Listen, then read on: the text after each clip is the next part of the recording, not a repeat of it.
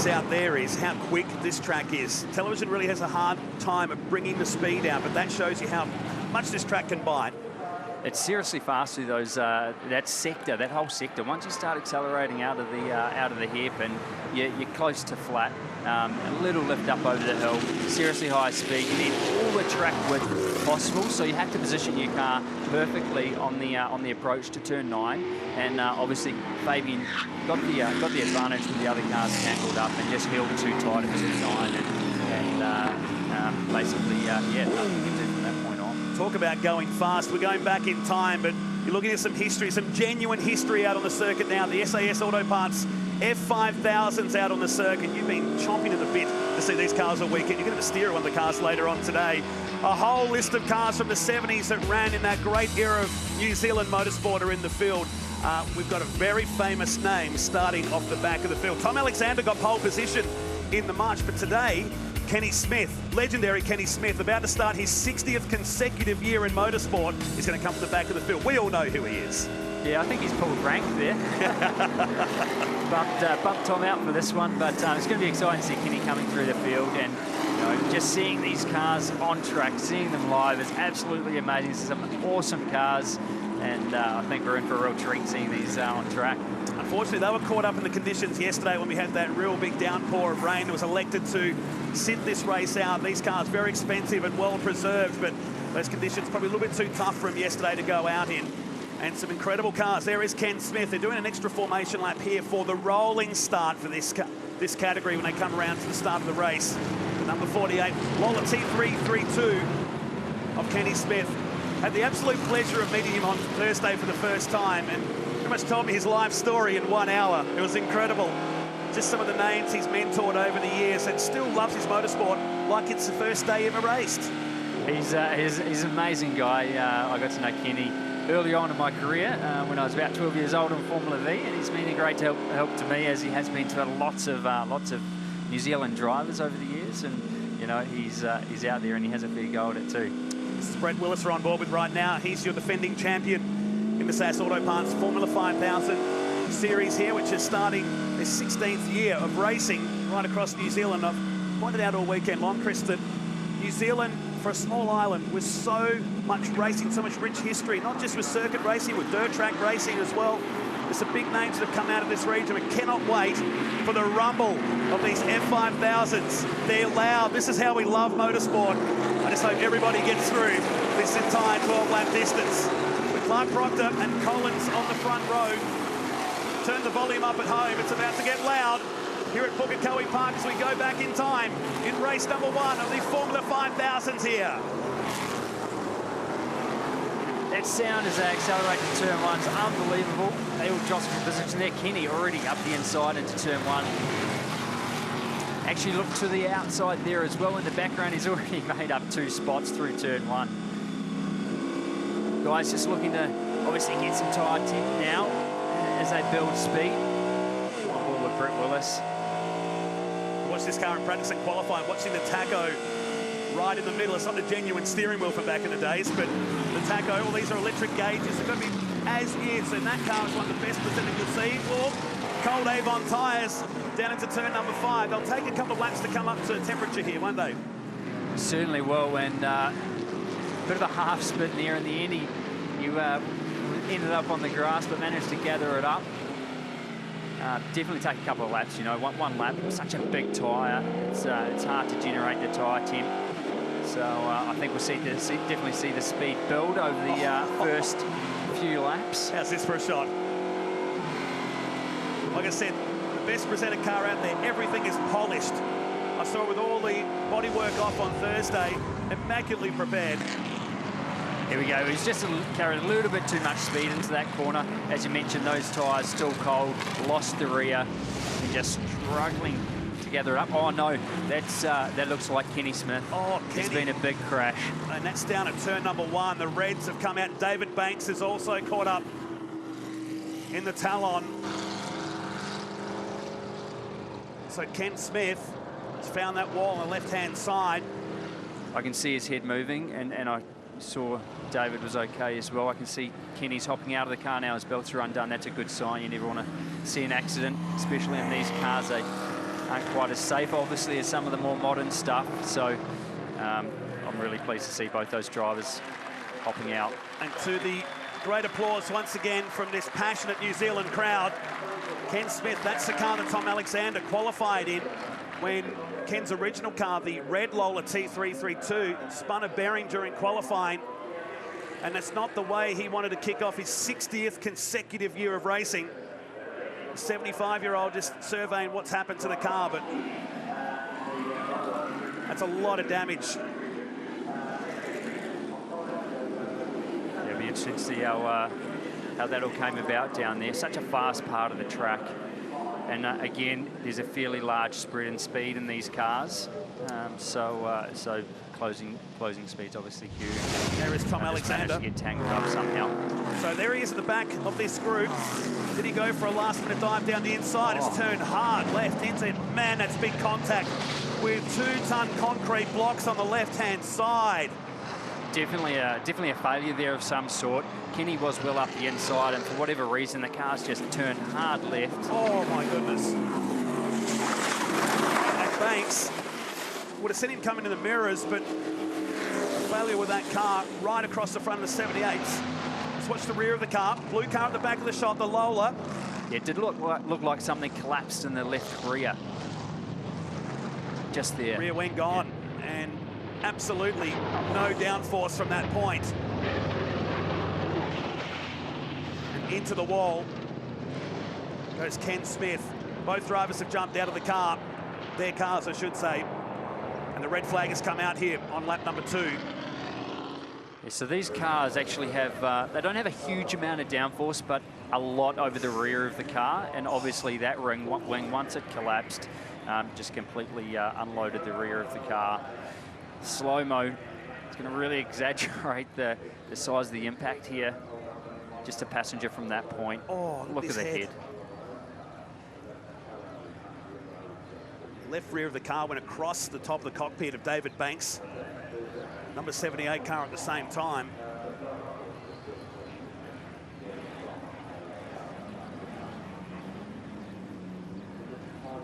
And cameraman down there, Gerald, who's captured some magnificent shots this weekend. With a spring bouncing down the road. Ken Smith off into the gravel trap here. And that's why the red flag has come out in this second lap. He did make some contact at the start of the race while he was charging through the field. As this race is under red flag, let's go down to pit lane and say good morning to Cameron Van den Dungen. Yeah, thanks, guys. I've got Tom Alexander, who was driving this car just the other day. Some pretty big scenes. Great to see Ken out of the car, though. Yeah, very scary. You know, you never like to be in these cars to see that. You know, they're not the safest cars around. Yeah, not sure clear what happened, but just like the rear wings come off. They had very high speed into turn 1, and after then, Kenny's just a passenger. Unfortunately, Cody's been caught up as well, and you never like to see that, especially in these old cars into turn 1 as well. Yeah, so talk to us through these cars. I mean, you've had a driver of this one before. It's another gentleman's car who owns that one that Ken's driving. What makes them so dangerous from your point of view? Just there was no safety back in those days. You know that they were built to be light and fast. Aluminium tubs only 30 centimetres high. You know that's the only thing that's sitting in there. It's between 2 fuel tanks. So when you see scenes like that, until you know the drivers are safe, it really scares you. Well, Ken Smith, though, as well, a very experienced driver. We saw him carving up the field before that moment. This car's a beautiful bit of kit, though, isn't it? Oh, it's beautiful. You know, it's built by a guy, Barry Miller, that's worked on Kenny's car as well, and it's better than brand new. Incredible car. Kenny was obviously trying to push through. Unfortunately, he had to start from the rear because he didn't qualify. Makes it tricky with the speed difference between the front and the rear in this field. So, but it looks like it's just mechanical failures is what's caused it in the end. Thanks for having a chat to us, Tom. And as we said before, it's good to see Ken out of the car. Yeah, exactly. That's the main thing. Thank you, Cam. Tom Alexander down in the pits. This race stays on the red flag. It's Cody Banks. We should update on that too. They did a last-minute driver swap in the lead up to that. It's his dad's car, David Banks. It's one written down the side of the 78, the Talon car. And there it is on the back of the tilt tray. Goes back to our point before, how quick this track is. The wing failure on the back of that Lola. As we look at it one more time. Last car in this shot. See, it's looking to make the pass. Rear wing collapses. Takes all the aero from the car and across the top of the Banks entry and into the wall on the left-hand side. Obviously, a high speed there too. The amount of force down through that rear ring is probably the highest point on the track. The wall's curved, isn't it? It's not like it's gone straight in head first. It's a curved corner, but it's still going to be a hard hit. This is from the GJ Gardner Holmes turn as the car. All the damage was done by this point. The left front and the left rear was already rolling down into the sand trap at turn number 1. But this is the shot, isn't it? Oh. That's a huge impact. Just so glad to see both drivers hop out of the cars. It won't deter him, no. He'll get out, he'll have a think about things, but with 60 years experience, he'll use some words, some choice words about it all, but I'm sure he'll fight back and race again. Not in his usual car, but still a chassis he's really, really fond of, the Lola T332. He's been mentoring Tom Alexander, who's in the Toyota 86 Racing Series as well. A whole list of achievements that go right back to the 50s. He got to race in the the glory days, the golden era, as he liked to call it, of New Zealand motorsport, racing against the late Bruce McLaren and Chris Amon. Have you seen the McLaren movie? I have, yeah, love it. Fantastic love it. Documentary. Every Kiwi needs to. Yes, exactly. He's been helping out some of the big names over here. Successful drivers that have come out of New Zealand. Scott Dixon, former Indy 500 winner as well. The Hartleys, who were great over here. There's Brendan running with the Toro Rosso team in Formula One now.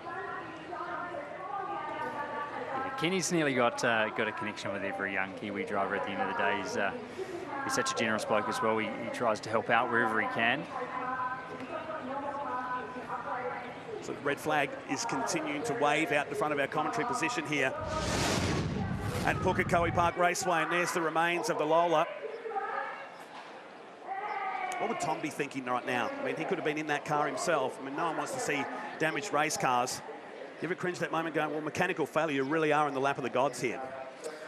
You are, you know, it's part of the sport, unfortunately, but probably more so in these older cars. Although they're maintained and prepared amazingly, it's always possible for something like that to happen. And you know, first things first is the drivers are okay. That's everyone's main concern, and then obviously the crew and the car owners will be devastated to see those cars damaged like that, and just hope that the tubs are okay, and it's more superficial stuff like suspension and bodywork and other things that can be repaired slightly easier. But in saying that, there was a massive hit, and I unfortunately say that probably has hurt the tub to some degree. You get an opportunity today to have a drive of the Super Formula 5000 car, the new generation cars that are going to debut with us in the next couple of years. Looking forward to that? I certainly am. I certainly am. Silly question, right? Yeah. I haven't driven a single-seater for quite a long time now. Last single-seater I drove would have been in the Toyota Racing Series back in 2005, so not quite as much power as what the Super Formula 5000 car will have. But a tough series over here, isn't it, Toyota Racing Series? Certainly is. The season I did, 2005, was the first year of the category running here in New Zealand, and you know, I've seen a lot of drivers come through the series since that time. Going back into the pits, hoping for a restart here soon. With safety car restart, perhaps.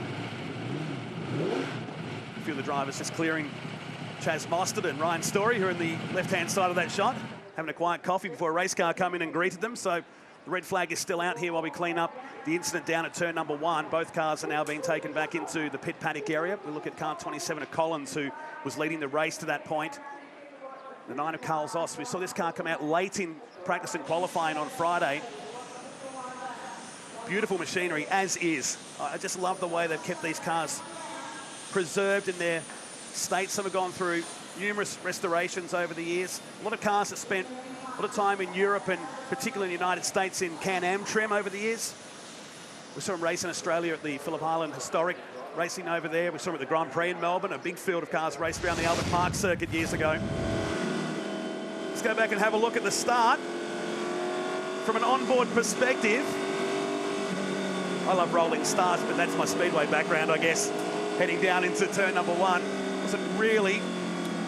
Brett actually looked like he got a really good run onto the front straight there, but had to roll off it. Couldn't go anywhere with it, unfortunately, as he tries to just slot into position here. Take it nice and easy on the first lap. When do you know is the right time on cold tyres? What is it you just feel when it's time to go? Or? Yeah, exactly. You just try and build. You're feeling the limit of grip the whole time, and yeah, initially you know that it's not quite there, but at the same time you're chasing that grip level. You're pushing as hard as you can, and you just naturally progress in speed. So the harder you can push, it's a bit of a challenging thing, because if you go obviously soft when the tyres are cold, they don't generate temp as fast. So you want to try and push as hard as you can, even when the tyres are cold, to help compound that temperature building in the tyre. That was Ken Smith going down the inside and the outside of a car going into turn number 1 before the incident happened on the second lap. But it's a very special art that not many drivers can actually do, can they? To get the tyres up to temp and have what we call cold tyre confidence.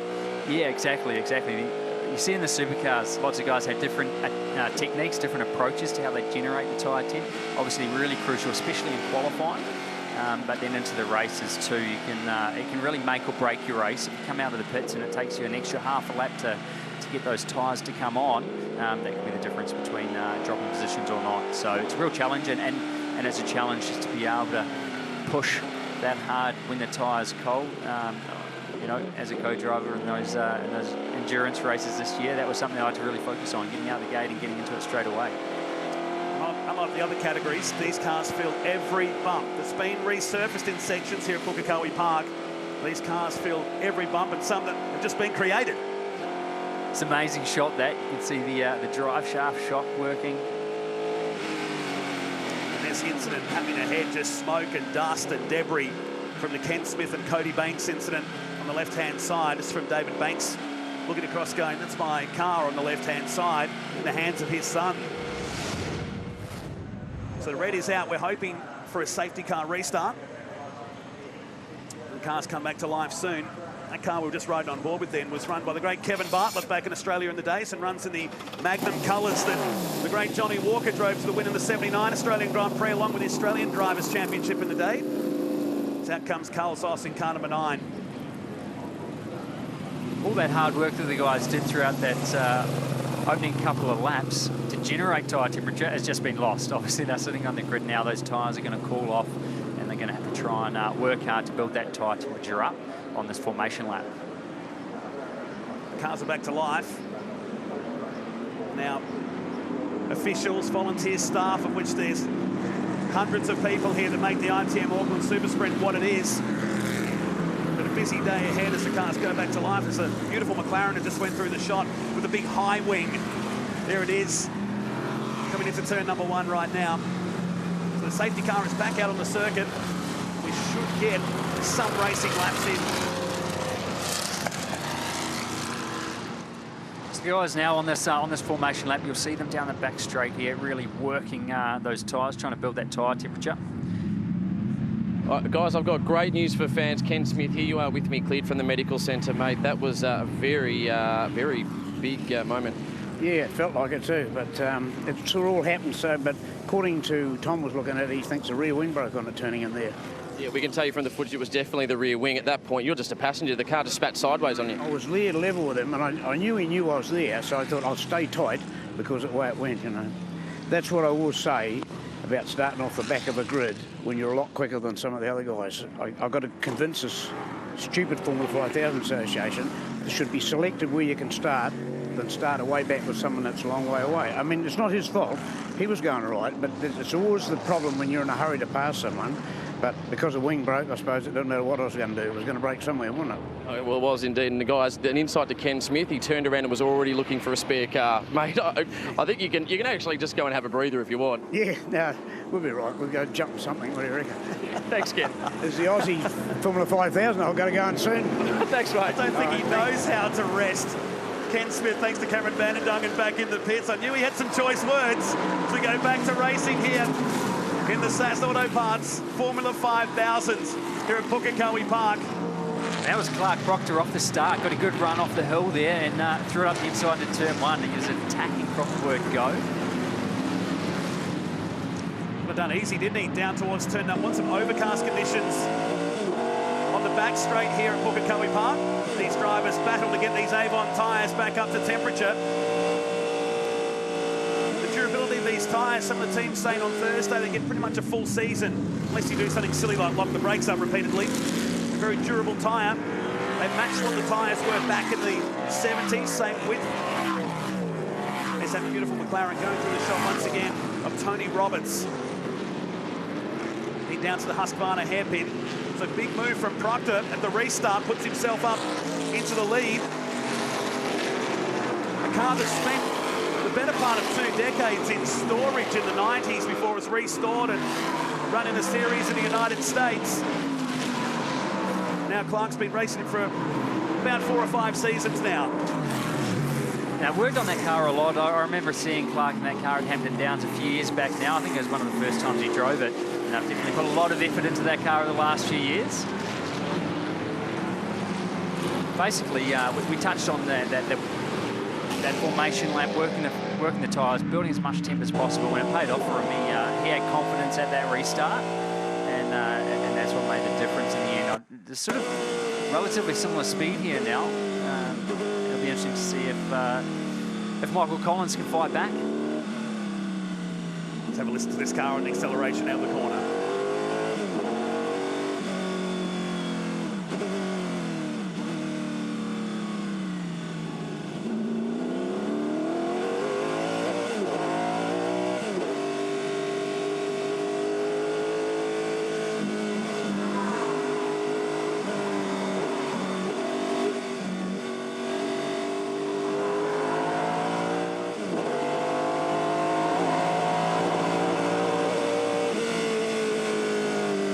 Still extremely bumpy there, up over the hill and down the front straight. When you see an onboard like that, you can see the suspension moving. It really highlights the track isn't smooth now. It's definitely still got its character. It's great to see, and these cars, you know, kind of highlight it. Certainly dark clouds across the top of this once again at Pukekohe Park Raceway. It'll be 1 lap to go. And they go next time. Taryn Burson behind him, locks up the front right in the Talon MR1. Heading down to turn number 5. It's Proctor. That's a 1.5 second lead. He sweeps on through. To start the last lap, they'll have another race this afternoon. Unfortunately, didn't get that first race in yesterday. Been really excited about seeing this category since we arrived here on Thursday.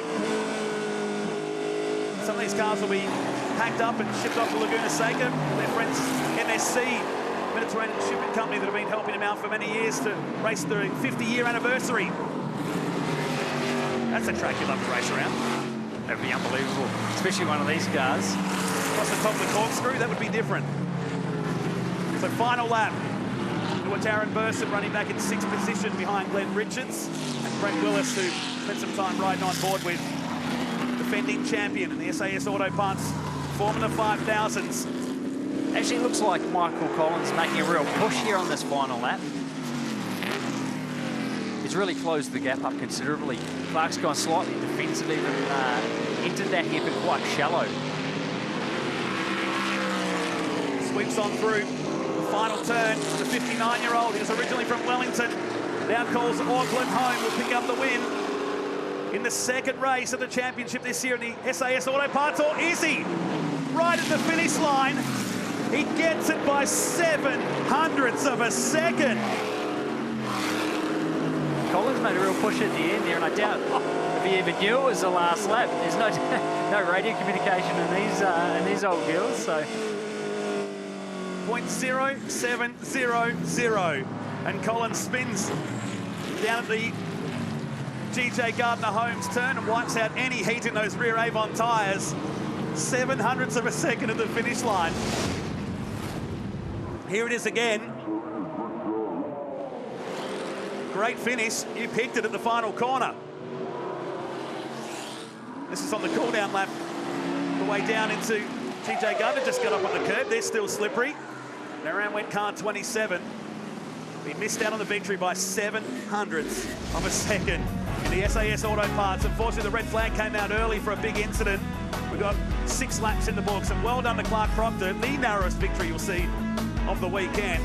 Collins in 2nd, Higgins in 3rd, back to Richards in 5th, Aaron Burson, Tony Roberts down in 8th, and Frank Carl completing the top 10. He was 43 seconds down even after that 2-lap sprint. If here in the Formula 5000s. Another race still to come here this afternoon. Ken Smith, who had that big incident in the second lap of the race. We'll take a look at the highlights, the rolling start for the first race of the weekend of the Formula 5000s, the genuine race cars of the 70s here at the ITM Auckland Super Sprint. So the first lap get through not too bad, apart from this little moment down at turn number 5. So things got a whole lot worse when we got down to turn number 1 of the next lap. And just riding off, oh, here we go with Kenny down the inside. You see that rear wing collapse right at the crucial point. The car just turns hard left. And right at the flag marshalling point too, I had a look at the second look there as the car had rear wing failure across the front of Cody Banks' entry. That's his dad's car who's been racing this weekend in the F5000s, and veteran Kenny Smith side into the wall, and it's the neck muscles that are going to be feeling very sore when he gets up tomorrow morning. And Escape got out of that car and even had a few words to say about starting from the rear of the field. His day is done aboard the Tom Alexander car, and Cody Banks jumping out, going, what just happened there into turn number 1? Red flag was out for quite some time as Kenny Smith checked out the damage to the front of that Lola. We got back to racing, and this was the move of the race, wasn't it, going down to turn number 1? Yeah, Clark just attacked there off the restart. Had confidence. Michael came for a late push though, didn't he? There it was. There was nothing in it. And 7/100ths of a second. Give the win to Clark Proctor here today in car 39. He'll start from pole for race number 3 later today. My thanks to Chris Pither here today. It's a big day at the ITM Auckland Super Sprint. Loads of racing to come up. We're just under 2 hours away from Armour All qualifying here in NZ.